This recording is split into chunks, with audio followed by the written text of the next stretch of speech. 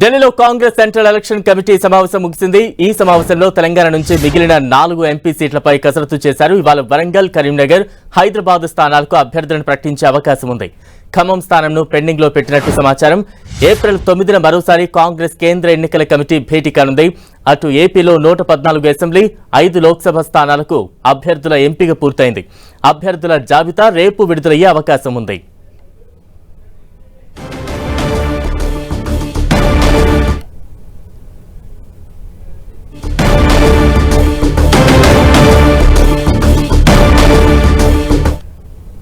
Congress CIC సమావేశం ముగిసింది. తాజా అప్డేట్స్ అందించేందుకు మా ప్రతినిధి గోపి సిద్ధంగా ఉన్నారు. గోపి,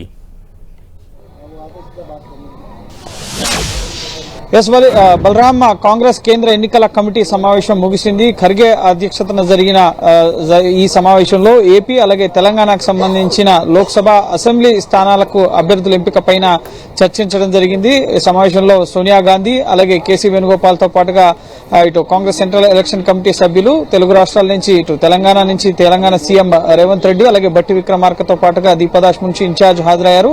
ఇటు ఏపీకి సంబంధించిన సమావేశంలో షర్మిలారెడ్డి అలాగే రఘువీరారెడ్డితో పాటుగా మాణిక్యం ఠాగూర్ ఈ సమావేశంలో పాల్గొన్నారు. అలాగే ఇతర సిఇసి సభ్యులు కూడా పాల్గొనడం జరిగింది. సో ప్రధానంగా మొదట తెలంగాణకు సంబంధించి సిఇసి సమావేశంలో పెండింగ్ లో ఉన్న 4 స్థానాలకు సంబంధించి లోక్సభ స్థానాలు అలాగే కంటోన్మెంట్ ఉప ఎన్నిక కూడా జరగబోతోంది కాబట్టి సో ఆ స్థానానికి అసెంబ్లీ అభ్యర్థి ఎంపిక పైన ప్రధానంగా చర్చించడం జరిగింది.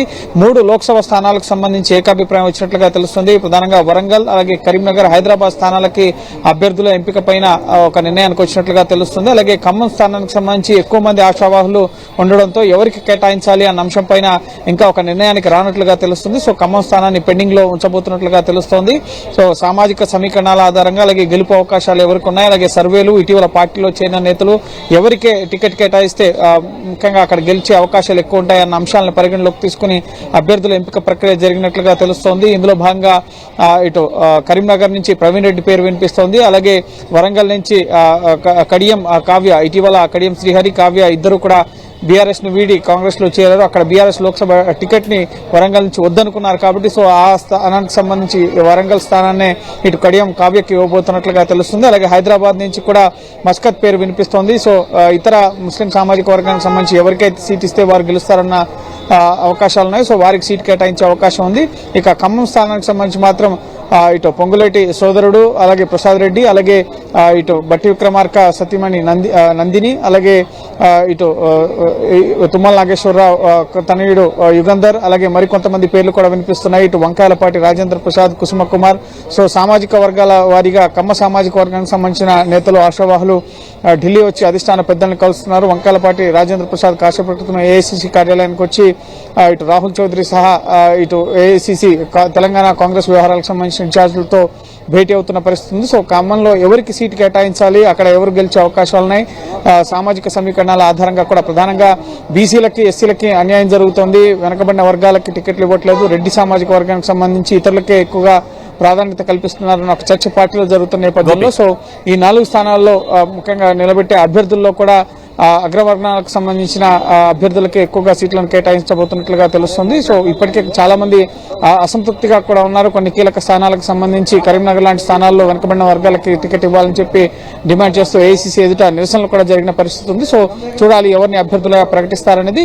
అలాగే ఆంధ్రప్రదేశ్ కి సంబంధించి కూడా 175 అసెంబ్లీ అలాగే 25 లోక్సభ స్థానాలకు సంబంధించి ఈ రోజు 114 అసెంబ్లీ అలాగే 5 లోక్సభ స్థానాలకు సంబంధించిన అభ్యర్థుల ఎంపిక ప్రక్రియ పూర్తయినట్లుగా షర్మిల వివరించడం జరిగింది. మిగతా స్థానాలకు సంబంధించి మరో వారం 10 రోజుల్లో ఒక క్లారిటీ వచ్చే అవకాశం ఉంది. మళ్ళీ ఏప్రిల్ 9న సిఇసి సమావేశం జరగబోతున్నట్లుగా తెలుస్తుంది. సో అప్పుడు పెండింగ్ స్థానాలకు సంబంధించిన అభ్యర్థుల ఎంపిక పైన నిర్ణయం తీసుకునే అవకాశం ఉంది. ఏపీలో కాంగ్రెస్ వామపక్షాలతో కలిపి పోటీ చేయాలని చెప్పి నిర్ణయించుకున్నట్లుగా తెలుస్తుంది. అందులో భాగంగానే పొత్తుల్లో భాగంగా కొన్ని సీట్లను పెండింగ్ లో ఉంచినట్లుగా తెలుస్తుంది. సిపిఎం, సిపిఐతో కలిసి పోటీ చేయాలని చెప్పి ఏపీలో కాంగ్రెస్ భావిస్తుంది. ఇందులో భాగంగానే సీనియర్ కాంగ్రెస్ నేతలు అలాగే ఆయా జిల్లాలకు సంబంధించిన అధ్యక్షులు ప్రధానంగా ఎమ్మెల్యే ముఖ్యంగా పోటీలో ఉండబోతున్నారు. అలాగే ఎంపీకి సంబంధించి మాజీ కేంద్ర మంత్రులు జేడీ శీలం, పల్లం రాజు, అలాగే గిడుగు రుద్రరాజు ఇటువంటి వారందరూ కూడా ఇటు ఎంపీ ఎన్నికల బరిలో ఉండబోతున్నారు. షర్మిల కడప నుంచి ఎంపీగా పోటీ చేయబోతున్నట్లుగా కూడా తెలుస్తుంది. సో ఈ రోజు సాయంత్రం లేదా రేపు కాంగ్రెస్ అభ్యర్థుల జాబితా, తెలుగు రాష్ట్రాలకు సంబంధించిన జాబితాను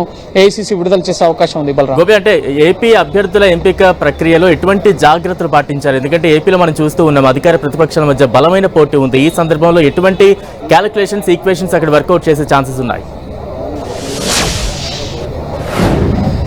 ఎస్, ఏపీకి సంబంధించి ముఖ్యంగా అభ్యర్థుల ఎంపిక విషయంలో విభజన తర్వాత పూర్తిగా ఆంధ్రప్రదేశ్ లో కాంగ్రెస్ నష్టపోయింది. అసెంబ్లీ ఎలక్షన్స్ లో గడిచిన 2 టర్మ్స్ లో కూడా ఒక్క ఎంపీ సీటు కానీ ఎమ్మెల్యే సీటు కానీ గెలుచుకోలేని పరిస్థితిలో కాంగ్రెస్ ఉంది. సో అక్కడ వైఎస్ షర్మిలారెడ్డి, వైఎస్ జగన్మోహన్ రెడ్డి సోదరిని పీసీసీగా చేసిన తర్వాత భారత్ జోడో యాత్ర కూడా ఏపీలో చేయడం జరిగింది. సో ఖచ్చితంగా ఏపీలో కాంగ్రెస్ గెలిపిస్తే కనుక ప్రత్యేక హోదా, విభజన హామీల అమలు సహా అనేక సంక్షేమ పథకాలని కాంగ్రెస్ ప్రజలకు అందిస్తుందని చెప్పి హామీలు అయితే ఇప్పటికే కాంగ్రెస్ పార్టీ ఇస్తుంది. సో అభ్యర్థుల ఎంపిక విషయంలో ఆయా జిల్లాల్లో అంతగా బలం పుంజుకోలేకపోయిన పరిస్థితి. 10 ఏళ్లలో కూడా నూతన షర్మిల చేరిన తర్వాత వైఎస్ జగన్మోహన్ రెడ్డి సోదరిగా ఆమెకు ఉన్న గుర్తింపు, అలాగే ఏపీ కాంగ్రెస్ ని ఉత్సాహపరిచేందుకు చేస్తున్న ధర్నాలు కానీ, నిరసన కార్యక్రమాలు, అలాగే ప్రచార కార్యక్రమాలు, అలాగే యాత్రలతో ప్రస్తుతం కాంగ్రెస్ పార్టీ కొంత ఊపులో కనిపిస్తున్న పరిస్థితి ఏపీలో. అయితే ఇది ఎంతవరకు ఓట్ షేర్ గా టర్న్అవుట్ అవుతుంది? సో ఖచ్చితంగా కొన్ని ఓట్లను వైసీపీ, ముఖ్యంగా ప్రభుత్వ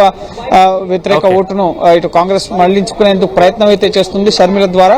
సో అది ఎంతవరకు సాధ్యమవుతుందనేది చూడాలి. అభ్యర్థుల ఎంపిక విషయంలో కూడా ఒక్కొక్క కాన్స్టిట్యున్సీకి ఇప్పుడు కాంగ్రెస్ పార్టీలో కూడా ఎక్కువ మంది ఆశావాహులు పోటీ పడుతున్న పరిస్థితి ఉంది. సీనియర్ నేతలు, అలాగే ఆయా జిల్లాల్లో ఉన్న జిల్లా అధ్యక్షులు, ముఖ్యంగా గతంలో ఎన్నికల్లో పోటీ చేసి ఓడిపోయిన అభ్యర్థులకి ఎక్కువగా ప్రయారిటీ కల్పిస్తున్నట్లుగా తెలుస్తుంది. సామాజిక సమీకరణాల ఆధారంగా కూడా ఎవరికి గెలిచే అవకాశాలను, ఎవరు ఎక్కువ ఓట్ బ్యాంకు సాధించుకునే అవకాశం ఉంది. సో వాటి ఆధారంగా కూడా అభ్యర్థుల ఎంపిక ప్రక్రియను కాంగ్రెస్ పార్టీ చేపట్టింది. సో ఈ రోజు సాయంత్రం లేదా రేపు ఏపీ అసెంబ్లీ అలాగే లోక్సభ అభ్యర్థుల తొలి జాబితా విడుదలయ్యే అవకాశం ఉంది. Right, thank you Gopi.